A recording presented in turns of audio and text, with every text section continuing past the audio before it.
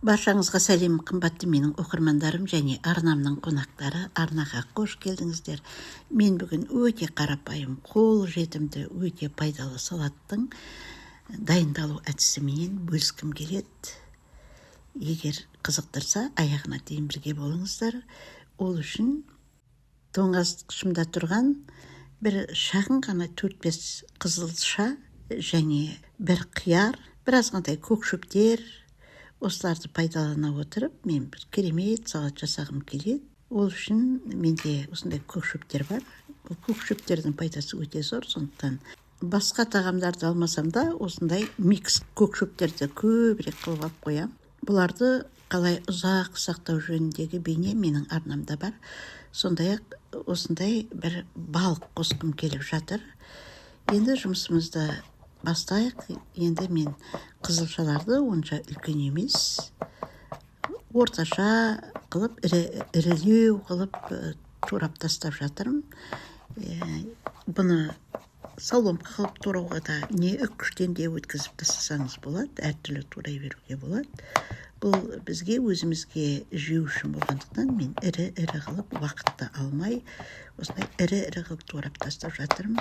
Бір қияр қалған екен, оны да осы пайдаға асырып тастайын деп жатырмын. Барлығын бір ыдысқа жинай береміз, әрине.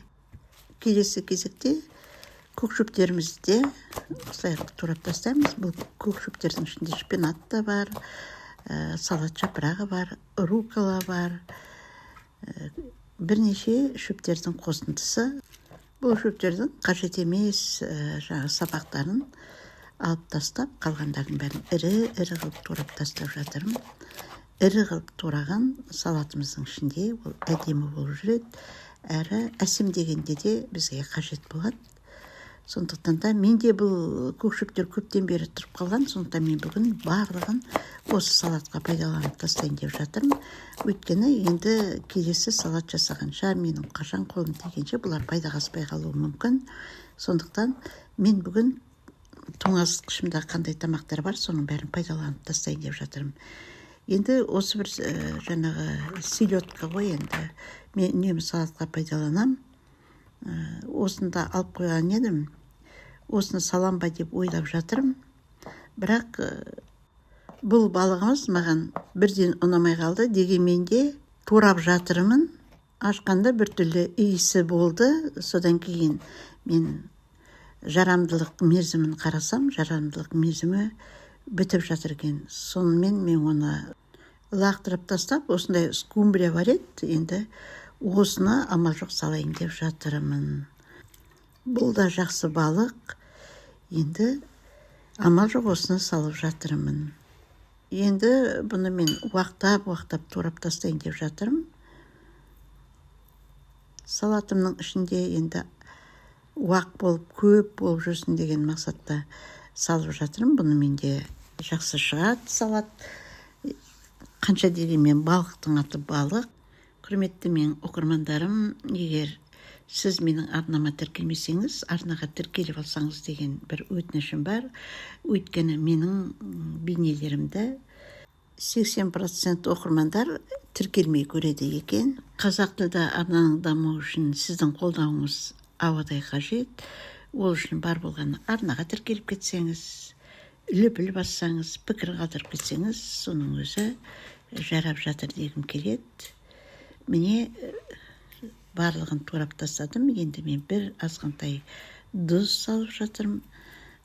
Және жаңағы қара бұршымызды, кішкене ашылау бұршымызды, менде біразғантай базилик пен орегано бар еді, соны қосам. Сосын менің өзімнің сүйікті қоспам кисло-сладкий соус дейді. Соны мен үнемі пайдаланам, өте жақсы көрем. Сол кисло-сладкий соусымызды құятын боламыз. Қандай да болмасын, салатқа өте керемет дәм беретін соус. Сондықтан да осы алып қойсаңыз, онша қымбат тұрмайды. Керемет болады деп айтқым келеді. Артық етпейді. Міне енді жаңағы шөптерімізді турап қойған барлығын қосамыз. Мен міндетті түрде жаңа әсемдеу үшін жапырақтарды қоспай бөлек алып қалам. Өйткені жапырақтарға жаңа қоспаларды қосқаннан кейін қанша демеймін жырайып басылып қалады. Сондықтан да қоспаға араластырмай тұрып, салатқа араластырмай тұрып, бөлек біраз қантайын алып қалам. Қазіргі трендтағы салаттардың бәрін байқасаңыз, осы көкшөптермен әдемі қылып, шошайтып, биік қылып әсемдейді. Сондықтан да мен осы бір азғантай шөбімді қоспай алып қалам. Міне, жаңағы балығымыздың майы бар, жаңа қосқан дәмдеуіштеріміз бар, және мен зәйтүн майынан бір азғантай құйып жібердім. Енді мен салат салу үшін осындай шұңғылдау әдемі ыдысымды алдым. Енді салатымызды жақсылап саламыз. Салат салғанда да өзінің әдісі бар. Ыдыстың жан-жағына жұқтырмай, жалпайтпай, әдемі қылып шошайтып қана салсаңыз, сіздің салатыңыз әдемі көрінеді. Ыдыстың айналасындағы әдемі гүлдері де көрініп тұрады. Енді қызылша бұл енді өзі бояуға қанық көкөніс болғандықтан ыдысыңыздың айналасы әрине білінеді. Оны жайлап салфеткамен сүртіп жібересіз. Енді міне мен жаңағы алып қалған қоспаған шөптерімді бетіне қойған болып жатырмын. Сонымен біздің бүгінгі салатымыз өте қарапайым, жасалу жолы өте оңай, өте пайдалы.